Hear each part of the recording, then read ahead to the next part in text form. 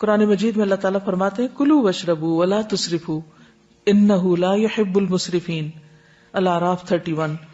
کھاؤ پیو لیکن اسراف نہ کرو کیونکہ اللہ اسراف کرنے والوں کو پسند نہیں کرتا۔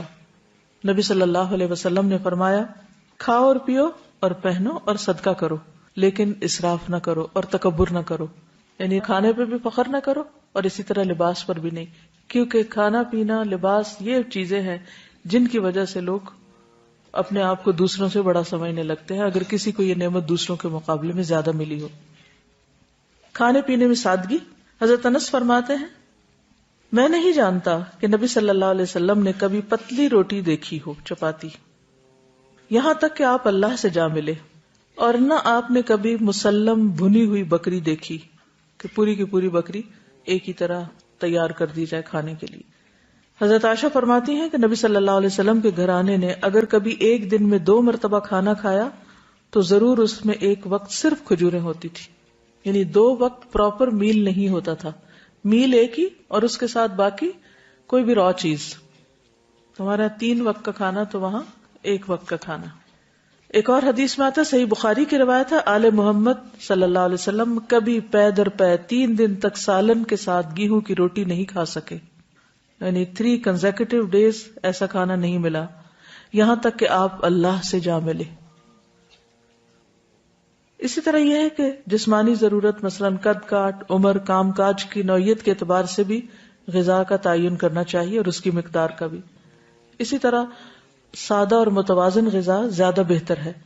کھانا بھوک لگنے پر ہی کھانا چاہیے، اور کچھ بھوک ابھی رہتی ہو تو کھانا چھوڑ دینا چاہیے۔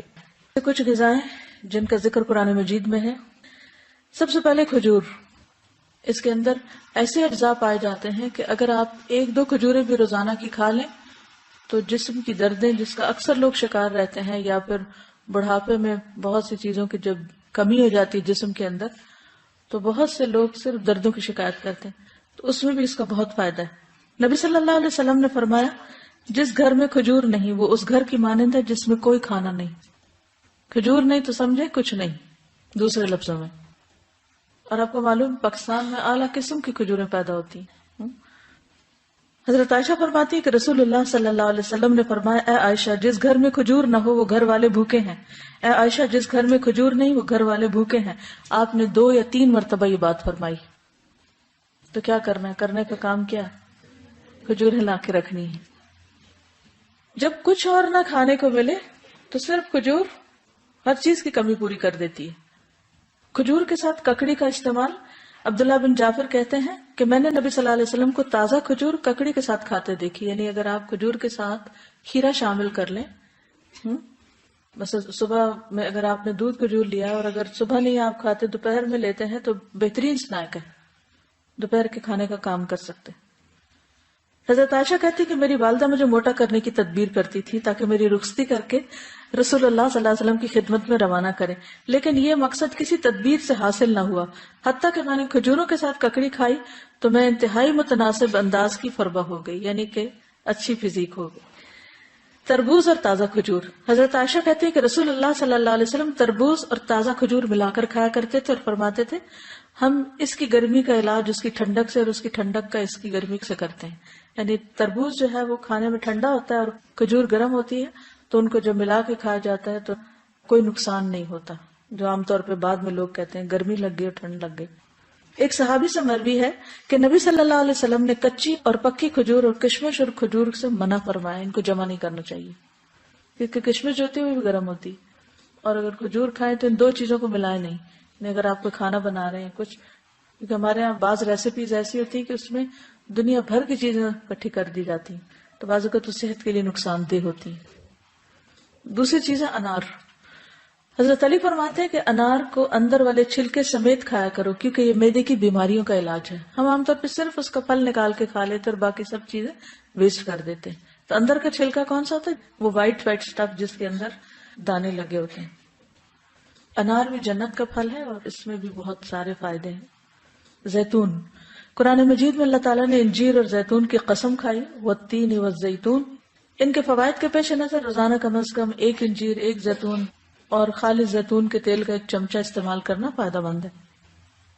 جسمانی توانائی اور دماغی قوت کے لیے زیتون کے تیل کی مالش بھی یعنی مساج بھی فائدہ مند ہے. اللہ سبحانہ وتعالیٰ نے زیتون کے تیل کو قرآن مجید میں مبارک تیل کہا ہے. حدیث میں آتا ہے کلوا الزیت وادہنوا بہ فانہ من شجرۃ مبارکہ. نبی صلی اللہ علیہ وسلم نے فرمایا زیتون کا تیل کھاؤ اور لگاؤ، یہ ایک مبارک درخت سے نکالا گیا ہے. یعنی درخت مبارک ہے جس سے نکلا ہوا تیل بھی کیا ہوگا؟ فانہا من شجرۃ مبارکۃ. ایک اور روایت میں آتا ہے زیتون کا تیل سالن کے طور پر استعمال کرو، یعنی روٹی کا ٹکڑا زیتون میں ڈبو کے کھا لو اور اسے سر اور بدن میں لگاؤ، یہ مبارک درخت سے حاصل ہوتا ہے. حضرت عائشہ فرماتی ہے کہ رسول اللہ صلی اللہ علیہ وسلم وفات پا گئے اور آپ نے ایک دن میں 2 مرتبہ روٹی اور زیتون کا تیل سیر ہو کر نہیں کھائے. یعنی 2 بار میل نہیں لیا آپ نے، 1 میل ہوتا تھا آپ کا، اور ہر وقت وہ گھی میں لگا ہوا نہیں ہوتا تھا. پیلو کے درخت کا پھل. جابر بن عبداللہ کہتے ہیں کہ ہم رسول اللہ صلی اللہ علیہ وسلم کے ساتھ مر الزہران کے مقام پر تھے، ہم پیلو توڑ رہے تھے. آپ نے فرمایا جو خوب کالا ہو وہ توڑو کیونکہ وہ زیادہ لذیذ ہوتا ہے، یعنی یہ بھی کھانے کی چیز ہے. کدو. فنبذناہ بالعراء وهو سقیم وانبتنا علیہ شجرۃ من یقطین. پھر ہم نے اسے یونس علیہ السلام کے ایک چٹیل میدان میں ڈال دیا جبکہ وہ بیمار تھے، اور ہم نے اس پر کدو کا بیلدار درخت اگا دیا. انس بن مالک کہتے ہیں کہ ایک درزی نے رسول اللہ صلی اللہ علیہ وسلم کو کھانے پر بلایا. وہ کہتے ہیں کہ میں خود بھی اس دعوت میں آپ کے ساتھ گیا. اس درزی نے روٹی اور شوربہ جس میں کدو اور سوکھا گوشت تھا رسول اللہ صلی اللہ علیہ وسلم کے سامنے پیش کیا. میں نے دیکھا کہ نبی صلی اللہ علیہ وسلم کدو کے قتلے پیالے میں تلاش کر رہے تھے، یعنی گوشت بھی تھا اور کدو بھی، تو آپ گوشت کی بجائے کدو اٹھا اٹھا کے کھا رہے تھے. اس دن سے میں بھی برابر کدو پسند کرتا ہوں.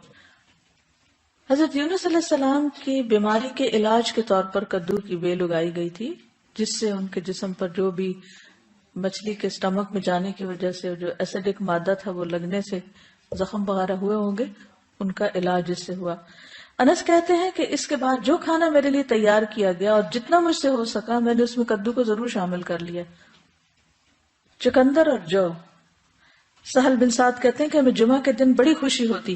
ہماری ایک بوڑھی خاتون تھی، وہ چقندر کی جڑیں لے کر اپنی ہانڈی میں پکاتی، اوپر سے کچھ جو کے دانے اس میں ڈال دیتی. ہم جمعہ کی نماز پڑھ کر ان کی ملاقات کو جاتے تو ہمارے سامنے یہ کھانا رکھتی، یعنی ہر جمعہ وہ یہ کھانا پکا کے رکھتی اور ہم سب کھاتے. جمعہ کے دن ہمیں بڑی خوشی اسی وجہ سے رہتی تھی، یعنی ہمیں پتا ہوتا تھا آج اچھا سا کھانا ملے گا. ہم نماز جمعہ کے بعد ہی صبح کا کھانا کھایا کرتے تھے. اللہ کی قسم نہ اس میں چربی ہوتی تھی نہ گھی، یعنی چقندر ہوتے تھے ابلے اور اس کے اوپر جو کے کچھ دانے، پھر بھی خوش ہوتے تھے.